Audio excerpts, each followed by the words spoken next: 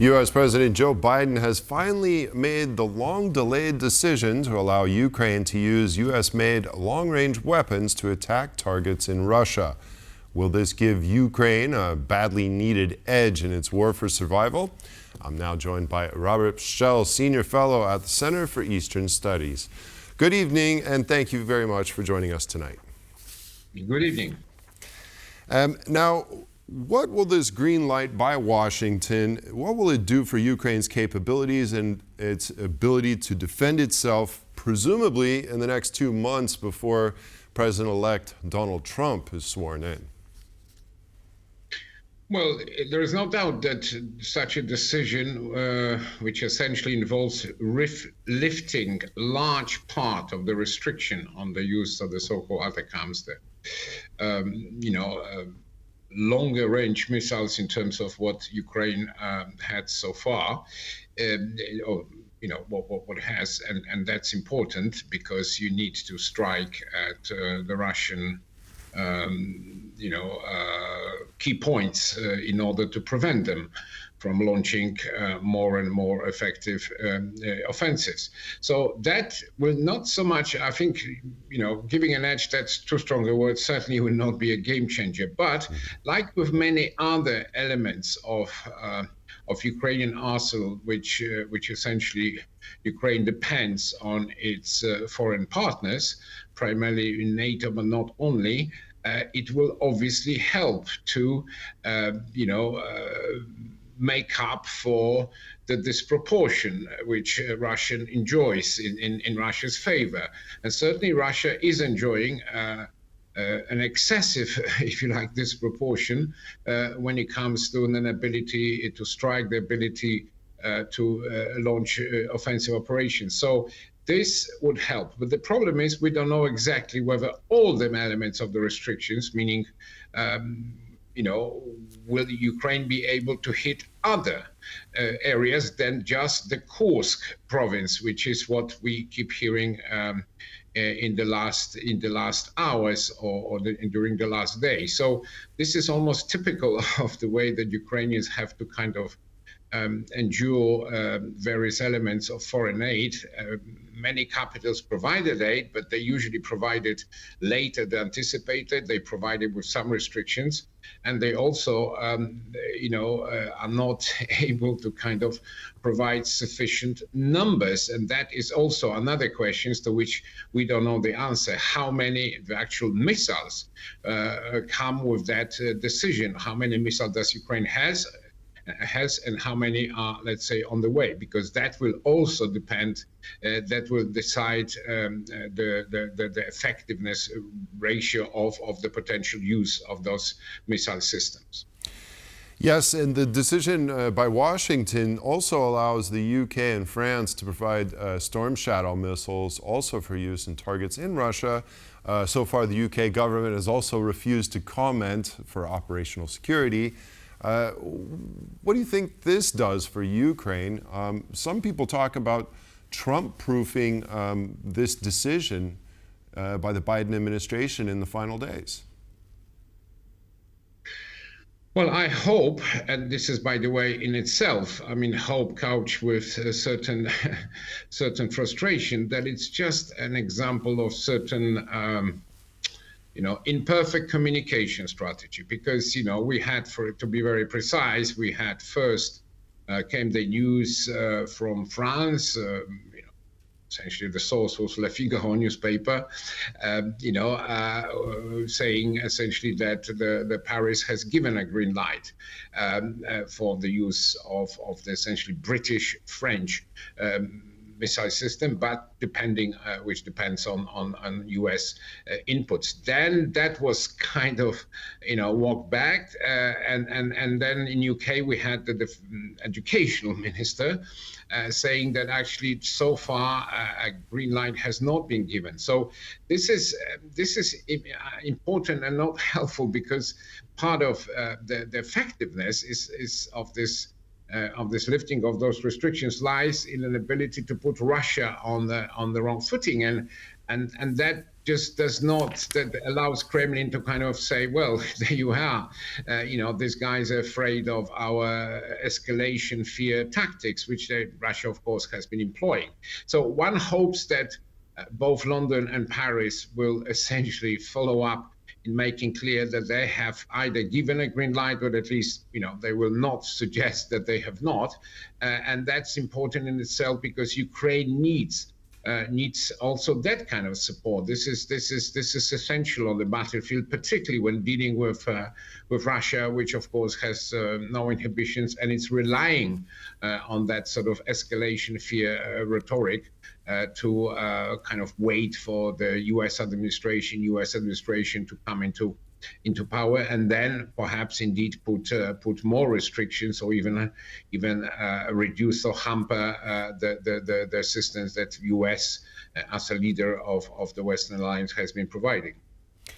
Meanwhile, we hear from the Russian Foreign Ministry that Kyiv's use of long-range missiles to attack our territory would mean the direct involvement of the United States and its satellites in hostilities against Russia. Is this a last-ditch effort to have the West self-impose these restrictions on, in fact, not giving the green light? And what does that say moving forward? Do we need to take this saber rattling by Moscow? Do we need to take this seriously, or is this a bluff? No, in fact, we shouldn't even spend too much time discussing it, because that's actually what the Russians want. We are. Okay, so they've already achieved something. No, this is old, stale, repetitive, and as I tried to explain earlier, is part and parcel of Russian attempt. Just it's worth thinking about this for a second. What is the Russian narrative? It is an aggressor state. It keeps attacking Ukraine, violating, war conventions, and in fact, every single element of international law, attacking military, civilian, energy grid, etc., everything that is not allowed.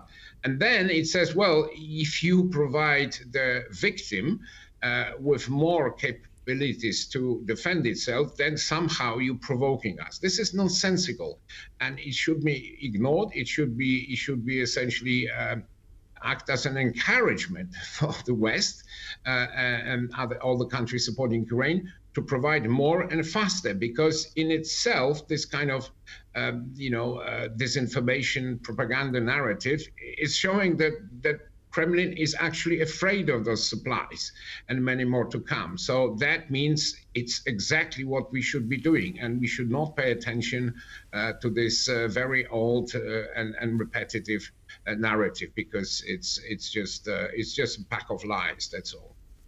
Now, we have about 2 months before the inauguration of the next president, Donald Trump. We see mixed signals coming from various individuals in the Trump team. So what are the likely scenarios that the president-elect could employ to end this war? What are your thoughts on that?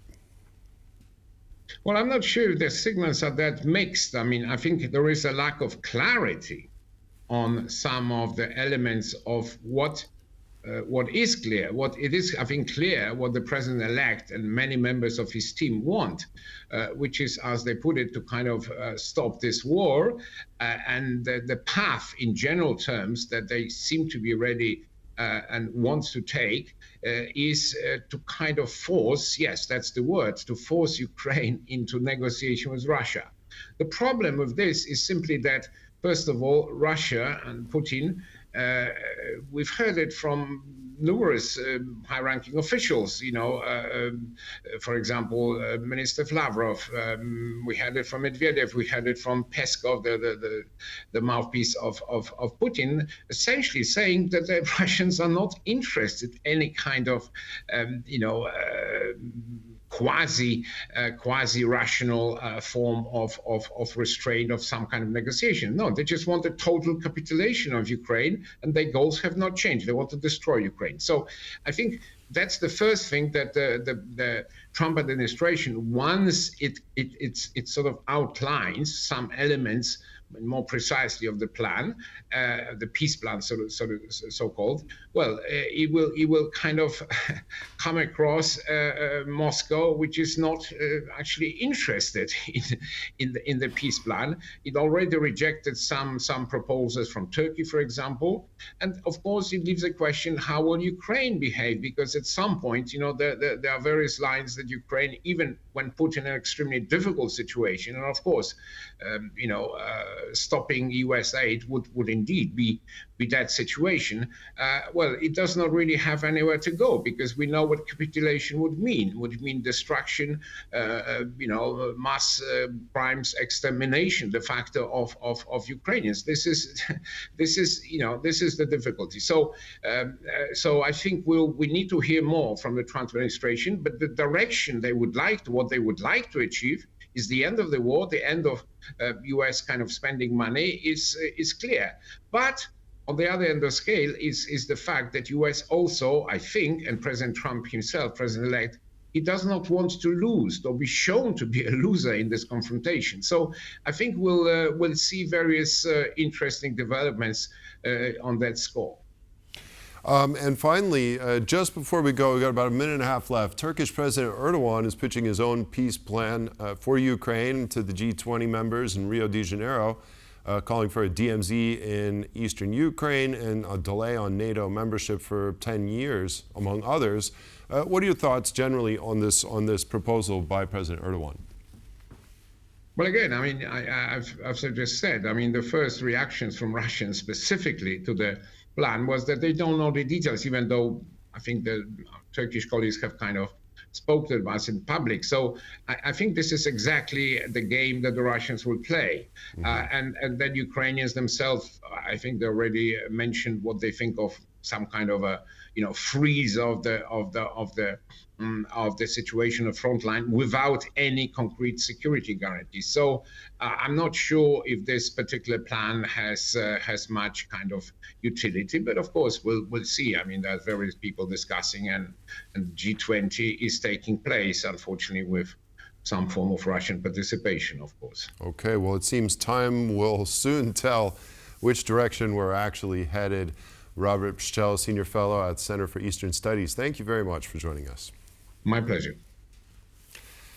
And that concludes this edition of World News Tonight. Thank you all for joining me. Have a wonderful evening, and we'll see you next time. Good night.